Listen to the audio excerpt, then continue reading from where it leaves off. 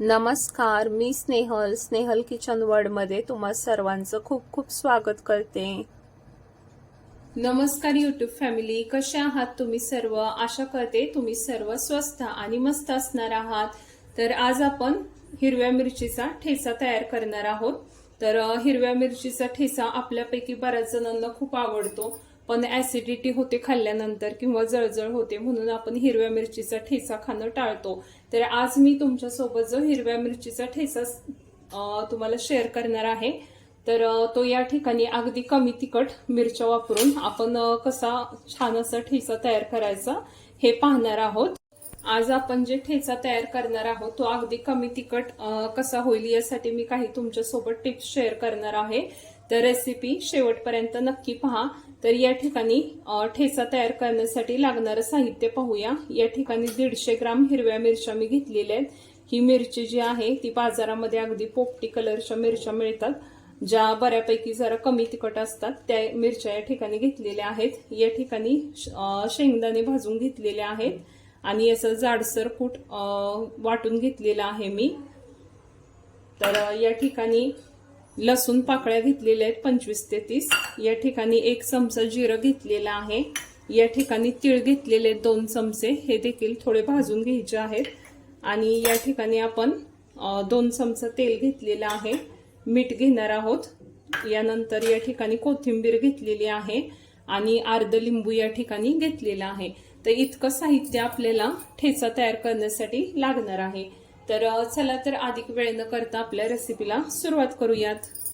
आता आपण हिरवी मिरची अशा पद्धतीने कट करून घेणार आहोत। एका मिरचीचे 2 तुकडे करून घेणार आहोत।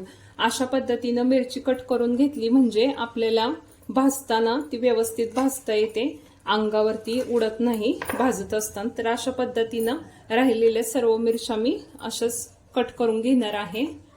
आता अशा पद्धतीने सर्व मिरच्या या ठिकाणी कट करून घेतलेल्या आहेत। आता या ठिकाणी मी गॅस चालू करून घेते। गॅसवरती एक तवा ठेवून घेणार आहे, किंवा कढईमध्ये केला तरी चालू शकतं। तर आता मी या ठिकाणी तवा घेतलेला आहे। आपण तवा गरम करून घेऊयात।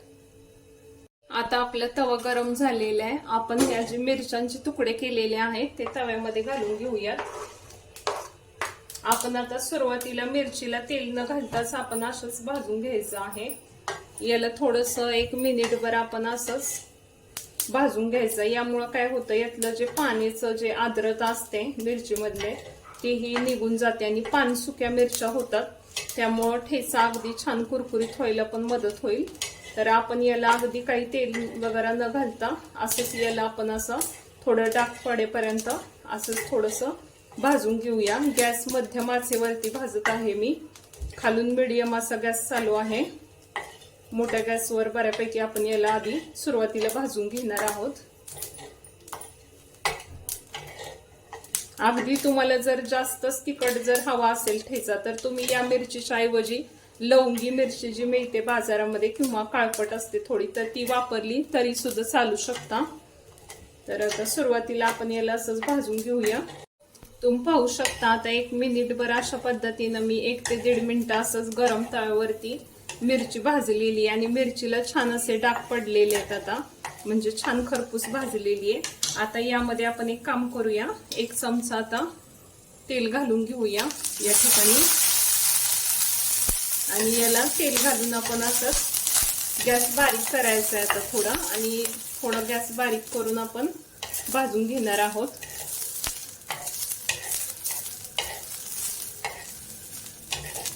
आता याला आपण गॅस थोडा बारीक करायचा आहे आणि आता भाजून घेणार आहोत।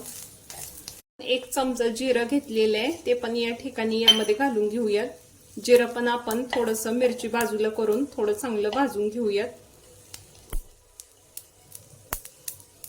जिरं या ठिकाणी आपण भाजून घेणार आहोत आता मिरचीमध्येच। जिरं आपण 1 चमचाच घेतलेला आहे, जास्त नाही घ्यायचं, या प्रमाणातच घ्यायचं आहे। मिरच्या 25 ते 30 होत्या, तर त्यासाठी 1 चमचा जिरं पुरेसा आहे। 15 ते 20 लसूण पाकळ्या घेतलेल्या आहेत, त्या पण घालून घेणार आहोत आपण आता। जिरं घातल्यानंतर या देखील यामध्ये भाजून घेणार आहोत व्यवस्थित। लसूण सुद्धा आपण थोडंसं तेलामध्ये भाजून घ्यायचं आहे। तर या ठिकाणी लसूण आणि जिरं अर्धा मिनिट छान भाजून झालेले आहे। यामध्ये कोथिंबीर घालणार आहे मी थोडी या ठिकाणी।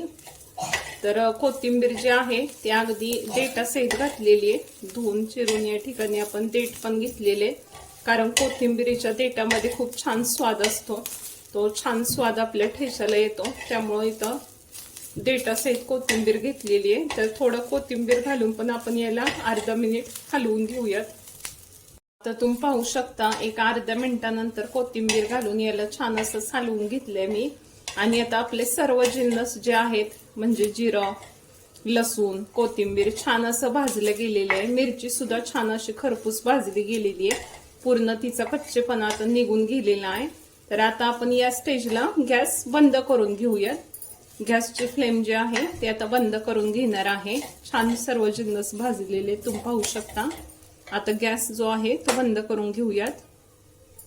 आता या स्टेजला आपण तवा खाली उतरून घेऊयात गॅसवरून। तवा खाली घेणार आहोत आपण। आणि आता हे जे सर्व जिन्नस आहेत हे गरम असतानाच अगदी बारीक करणं सोपं जातं। तर घरातील एखादा तांब्या घेऊ शकता तुम्ही, किंवा पावभाजी तयार करताना जो आपला स्मॅशर असतो अशा पद्धतीचा तो घेऊ शकता। आणि आता याच्या साहाय्याने आपण हे व्यवस्थित असं स्मॅश करून घेऊयात। अशा पद्धतीने सर्व जे आपला ठेचा आहे तो स्मॅश करून घेतलेला आहे मी। तर तुम्हाला हवा असेल तर मिक्सरला देखील ग्राइंड करून घेऊ शकता, पण अशा पद्धतीने तांब्यानं जर आपण स्मॅश केलं तर टेस्टमध्ये पण छान फरक पडतो। अगदी गावरान पद्धतीनं, जुन्या पद्धतीने लोक अशाच पद्धतीने आपले जे पूर्वज होते ते असेच ठेचा बनवत होते घरामध्ये, भाकरीच्या तव्यामध्ये वगैरे, लोखंडी तव्यामध्ये असेल तर त्यामध्ये सुद्धा होतं छान। तर आता इथे अशा पद्धतीने पूर्णपणे असा तांब्याच्या साह्याने हे जिन्नस ठेचून घेतलेले, गरम असतानाच हे स्मॅश करणं अगदी सोपं असतं, लगेच होतं। तर आता अशा पद्धतीने मी हे स्मॅश करून घेतलेलं आहे पूर्ण। आता अशा पद्धतीने आपला जो ठेचा आहे तो स्मॅश करून झालेला आहे। आता आपण याला पुन्हा गॅसवरती ठेवून घेणार आहोत। आता मी गॅस ऑन करून घेतलेला आहे, यावरती आता हा तवा ठेवून घेते। आता 2 मिनिटं त्याला असंच परतून घेतलेले आहे, यातील पाण्याचा अंश पूर्णपणे कमी होतो परतून घेतल्यानं, आणि ठेचा छान कुरकुरीत होण्यास मदत होते। आता या ठिकाणी 4 चमचे दाण्याचा कूट जो आहे तो घालून घेणार आहे। दाण्याचा कूट छान मिक्स करून घेऊयात। मीठ घालून घेऊयात अर्धा चमचा। दाण्याचा कूट जो आहे तो असं जाडसर आपल्याला दळून घ्यायचा आहे। या ठिकाणी खलबत्त्यामध्ये मी ठेचून घेतलं होतं दाणे, तर त्यामुळे असं छान जाडसर झालेलं आहे कूट।